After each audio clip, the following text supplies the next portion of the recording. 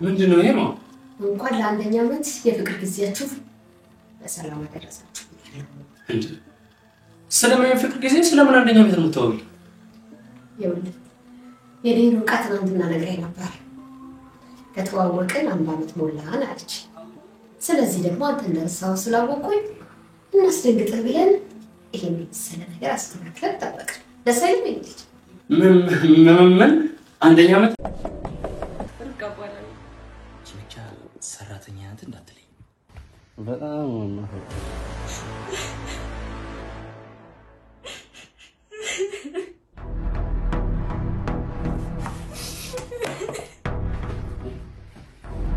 እኔ ተቸገርኩ ብያለሁ። ምንድነው ይሄ? ከቤት ስትወጪ ይሄን ሻርፕ አታድርጊ። እሺ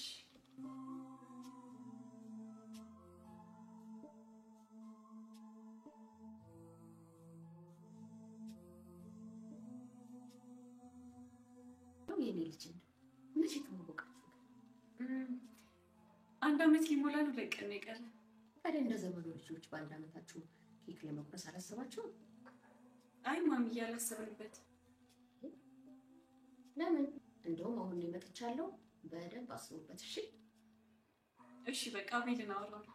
እሺ የኔ ልጅ ይምጣና በቃ እኔም አስታውሰዋለሁ። እሺ ማሚዬ። ማሚ ልጅሽን ታዲያ እሺ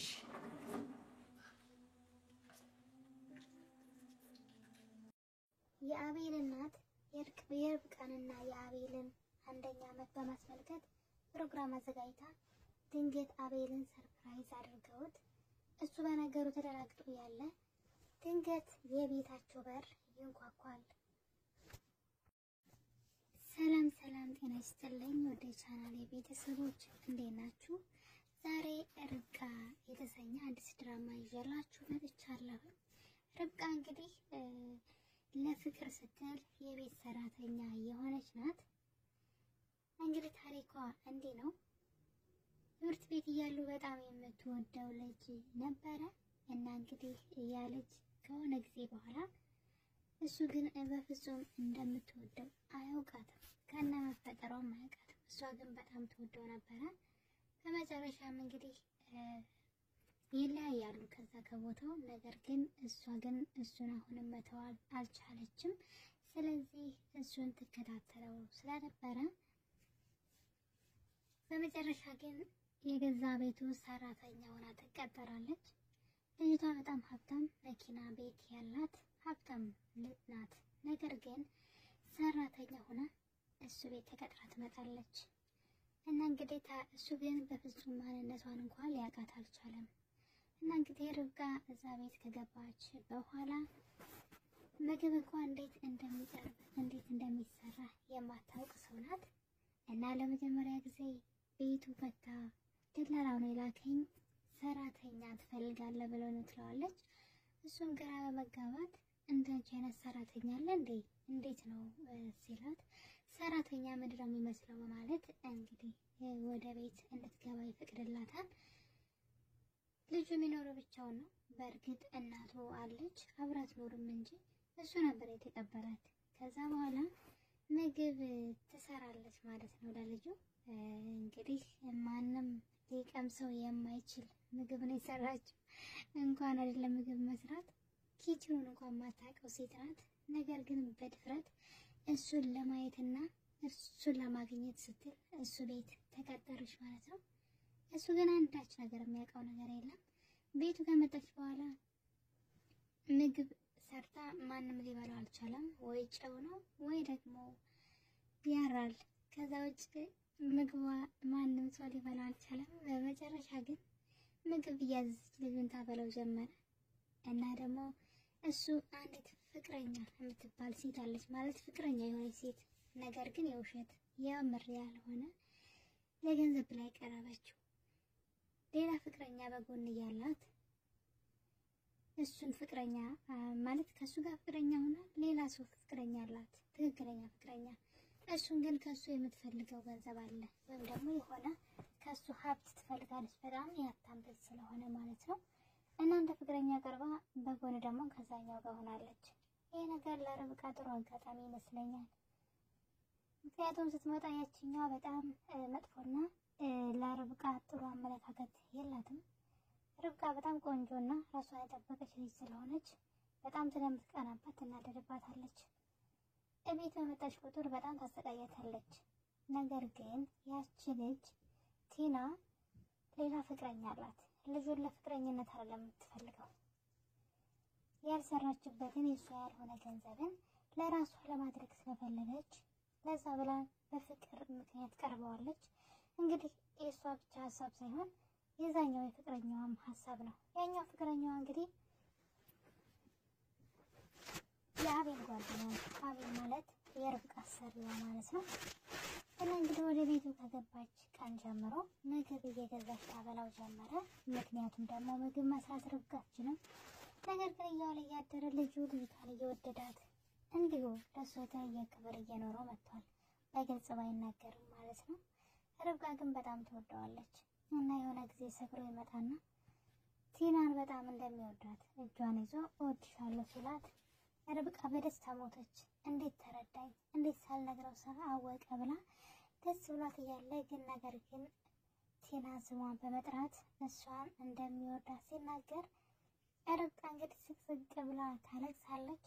ልፋቴ መቼም አይቀርም፣ አንድ ቀን እንደምወደው ያልቅልኛል በማለት አሁንም ተስፋ ሳትቆርጥ እዛ ቤት የማትፈልገውን ስራ መጥፎ ስራ ሆኖ ሳይሆን እሷ ያለችበት ሁኔታ የቤት ሰራተኛ እንድትሆን ምንም የሚያስገድዳት ጉዳይ የለም። ማንም ሰው የሰውን ቤት ገብቶ የሚፈጋው ሰው ቤት ውስጥ ትንሽ ትልቁ እየገለመጠና ሰው ቤት ውስጥ የምንሰራው ስለቸገረን ነው እንጂ ያለው ሰው ሌላ አማራጭ ስላለ ማንም ሰው ቤት ገብቶ ሰው ቤት ተቀጥሮ አይሰራም። ምንም ስራ ቢሆንም ስራው ግን ትንሽ ለየት ያለና ስራው ዝቅ ያለ ሆኖ ሳይሆን ሰዎች ዝቅ ስለሚያደርጉን ነው። ስለዚህ አቦታ ለሷ አይመጥናትም። ሀብታም ናት፣ ሁሉ ነገር ያላት ናት። ነገር ግን ለሱ ፍቅር ስትል ሰራተኛ ሆና ተቀጥራለች። እና እንግዲህ በዚህ እንዳሉ ድንገት አንድ ቀን ጓደኛው ይመጣል። አንቺ ስካይላት ሆቴል አይቼሻለሁ ብሎ እንግዲህ በአቤል እና በፍቅረኛው ፊት ይናገራታል። እሷ ግን አይ ተመሳስዬብህ ይሆናል እንጂ እኔንም እዛ ሆቴል ልታይኝ አትችልም። ያ የሀብታም ትልቅ የሀብታም ሆቴል ውስጥ እኔ ምን ላደርግ እገባለሁ? እኔ እንደምታይኝ አንዲት ፍሬ ሰራተኛ ነኝ ብላ ተሳስታ ይሆናል ትለዋለች። ልጁ ግን ሊተዋት አልቻለም። በተደጋጋሚ አይቼሻለሁ ሲላት ማለት ነው። እንግዲህ ነገሩን ብታስተባብልም አቤል ግን ምንም ልብ ሊላት አልቻለም። አሁን ላይ ግን ሁለቱ ትንሽ የተገባቡ ይመስለኛል። ያችኛዋ ፍቅረኛው የተባለችው አጭበርባሪዋ ወይም ደግሞ ከሱ የሆነ ነገር ፈልጋ ገንዘብ ሀብቱን ሰርቃ ለመሄድ ወይም ደግሞ ዘርፋ ለመሄድ ከስር ከስሩ የምትል ሴት አለች የተላከች። ርብቃን ስታያት የምታንገበግባት ማለት ነው። እና ድንገት አንድ ቀን ሌሊት ርብቃ ወደ መታጠቢያ ቤት ስትሄድ ቲና ከአቤል መኝታ ቤት ወጥታ ስልክ ታወራለች። ፍቅረኛዋ ነበረ። ያን ጉዳይ ጨረሹ ወይ አይበቃሽም ወይ በቃ ነይ ሲላት የኔ ፍቅር ላንተ ስል ምንም እሆናለሁ የሚል ወሬ ስታወራ ድንገት ርብቃ በሩ ላይ ደርሳ ታዳግጣታለች። እና እንግዲህ ልጅቷም ይሄን ነገር ለማንም እንዳታወሪ ብላ ታስፈራራታለች። ርብቃ ግን አሁን ላይ አቤል የእሷ ብቻ እንደሆነ እርግጠኛ ሆናለች። ምክንያቱም ያችኛዋ አስመሳይና ውሸታም፣ እሱ ግን ይወዳታል በእርግጥ ስለማንነቷ ስለማያውቅ። ነገር ግን እሷ ግን አስመሳይና ውሸታም ሴት ናት። ስለዚህ ርብቃ ትልቅ እድል አላት ማለት ነው። እና እንግዲህ በዚህ መሀል እየኖሩ እያለ ድንገት የአቤል እናት ትመጣለች። የአቤል እናት ከሌላ ከአሜሪካ ሀገር ትመጣና አቤልን ሰላም ካለች በኋላ ድንገት ርብቃን ታያታለች። ይህች ማን ናት ትለዋለች። እሱ ደግሞ እየተቀለሰለሰ መልስ አልሰጣትም። ኦኬ ሚስት ናት እንዴ?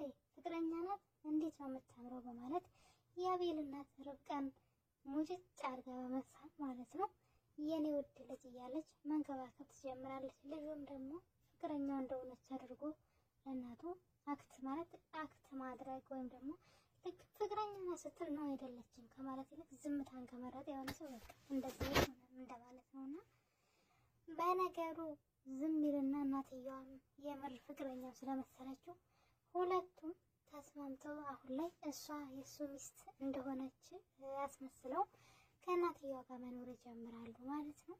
እናትየዋ በጣም ርብቃ ወደደቻት በጣም። በመጨረሻም እንግዲህ እናትየዋ አቤልና ርብቃ አብረው እንዲወጡ ልብስ እንዲገዛላትና አብረው ብቻ ህይወታቸውን አብረው እንዲኖሩ በግድ እያደረገች ትገኛለች። በዚህ መሀል ነበረ ከአቤል ጋር ከተዋወቃችሁ ስንት ዓመት ሆናችሁ ስትላት እሷ ደግሞ 1 ዓመት ሆኖናል አለቻት። ከዛ እንግዲህ አቤል እናት ትነሳና ቤቱን በማሳመር የፍቅረኛሞች የ1ኛ ዓመት ሰለብሬት ለማድረግ ማለት ነው ታዘጋጅና ድንገት ከእንቅልፉ ሲነሳ ልጁን እንግዲህ ሰርፕራይዝ ያደርጉታል ማለት ነው። በድንጋጤ ምንድነው ሲላቸው 1ኛ ዓመታችሁ ነው እኮ ልጄ ነገረችኝ አንተ ባትነግረኝ ብላ በነገሩ እንደተደናገጠ ድንገት በሩ ይንኳኳል። በሩ የተንኳኳበት ምክንያት ደግሞ ማን ሊሆን ይችላል?